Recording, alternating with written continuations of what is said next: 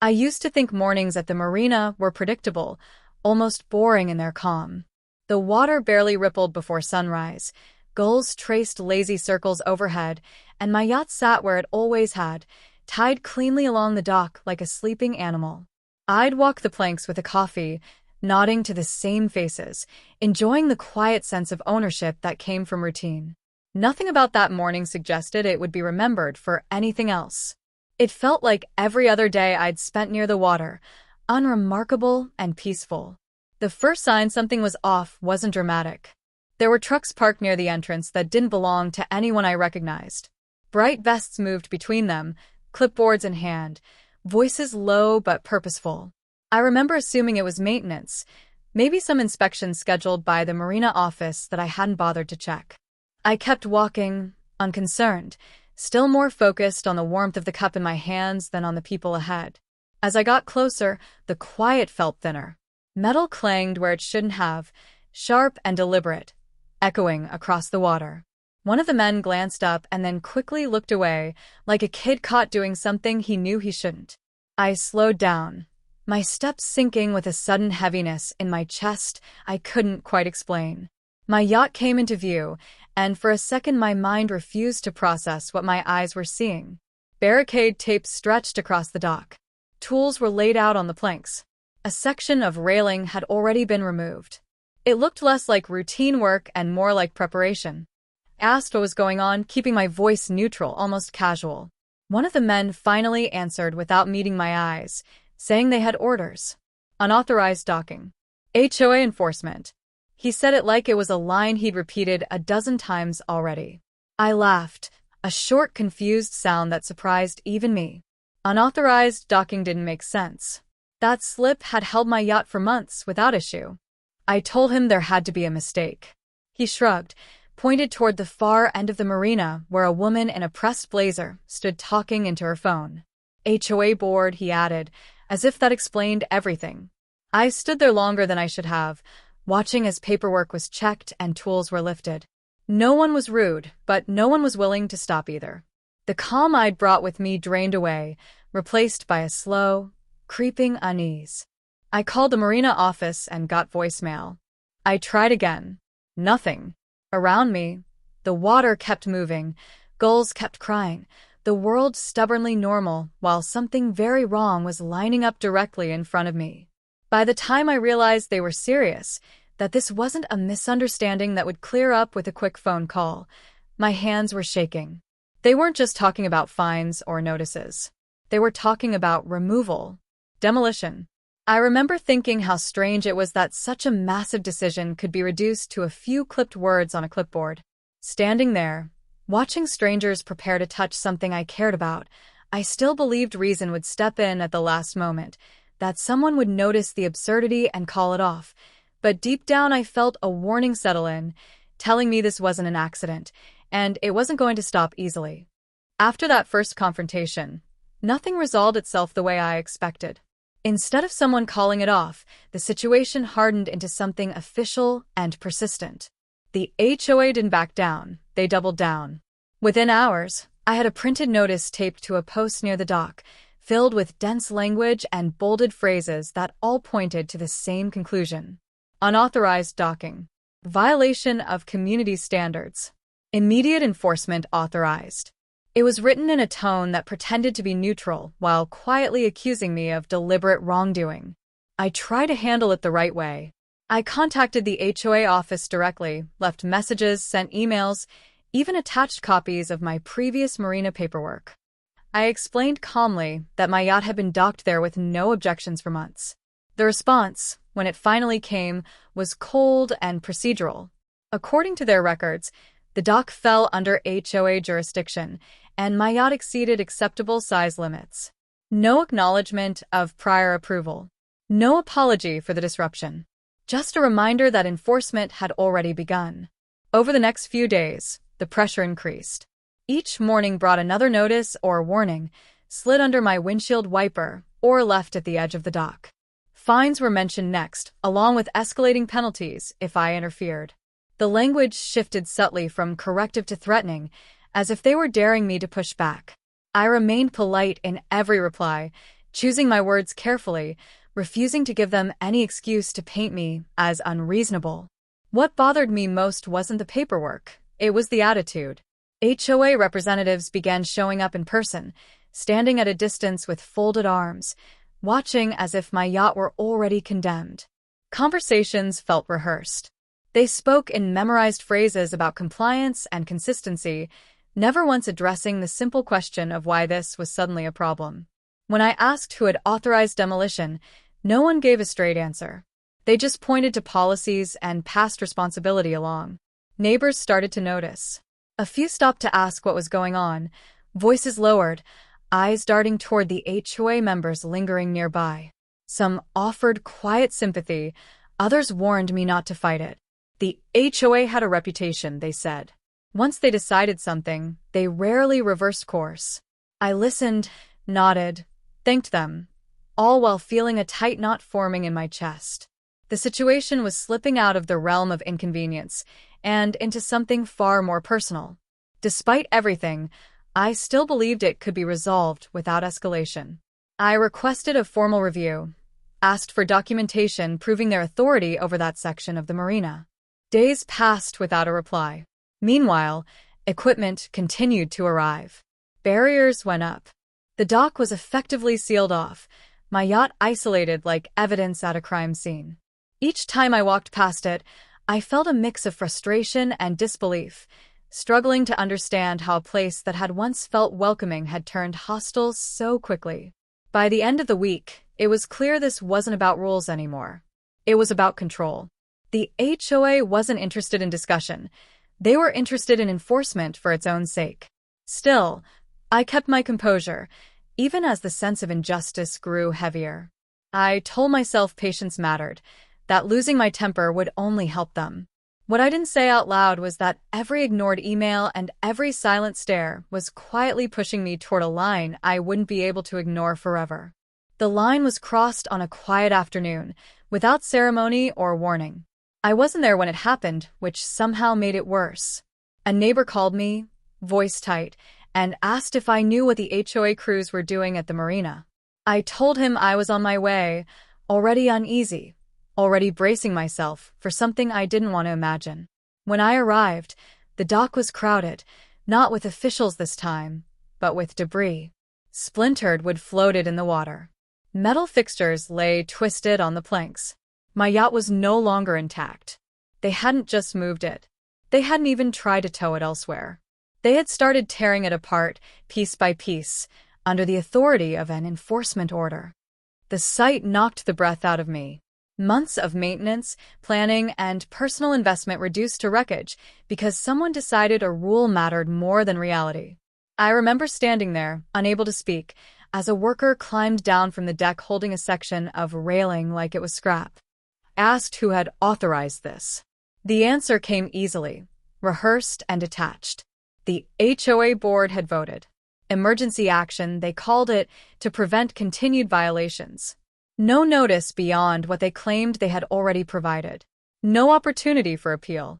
Just action. I demanded they stop, told them this was a mistake, that they were destroying property without proper authority.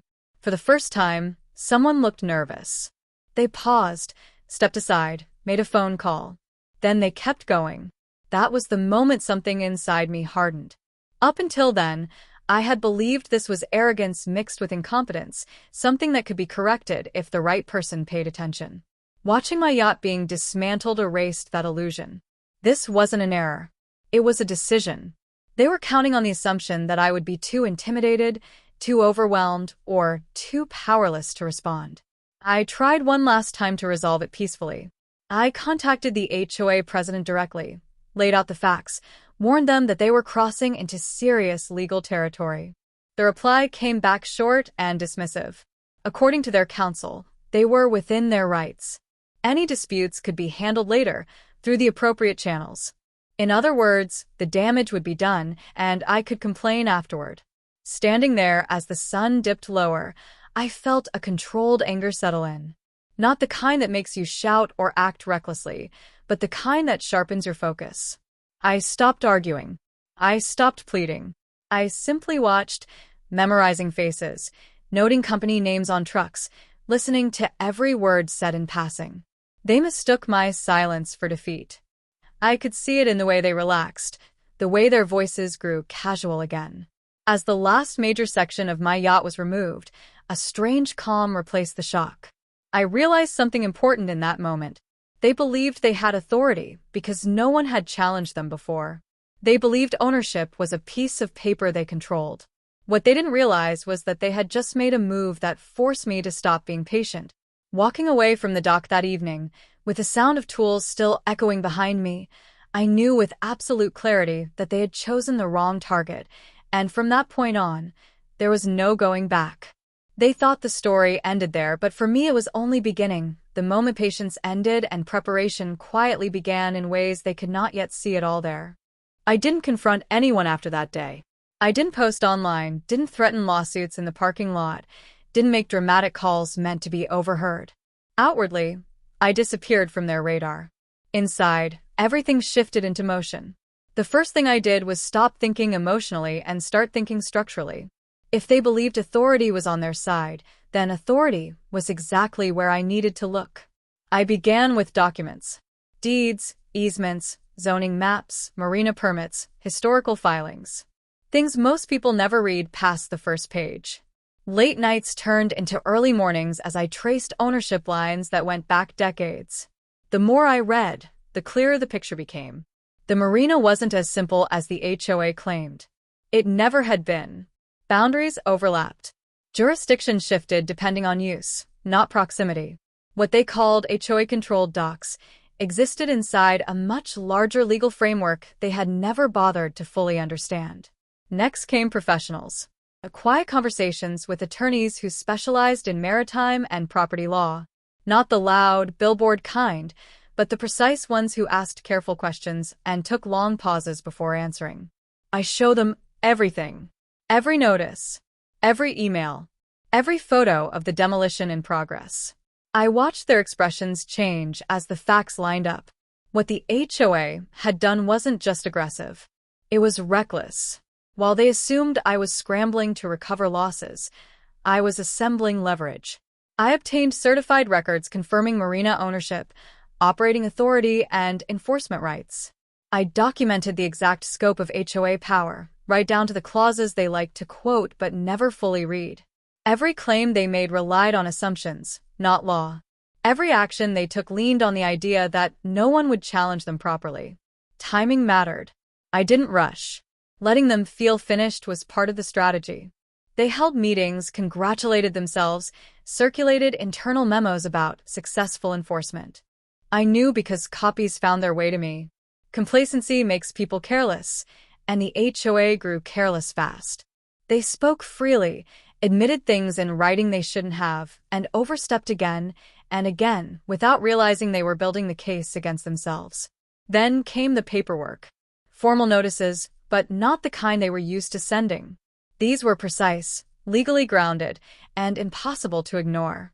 They outlined ownership. They outlined liability. They outlined damages. Each document was delivered the right way, through the right channels at the right time. No drama. No emotion. Just facts presented so clearly that arguing against them would require denying reality itself. The shift was subtle at first. Emails that once took days to receive a response were suddenly answered within hours. Calls were returned. The tone changed. Where they had once been confident, now there was hesitation. Questions replaced declarations. Requests replaced demands. They asked for meetings. I agreed, calmly, on my schedule. In those rooms, I said very little. I let the documents speak. I let their own actions speak. The realization spread slowly across their faces as they understood what they had missed. The marina, the authority, the scope of their mistake. Every assumption they had made unraveled under scrutiny.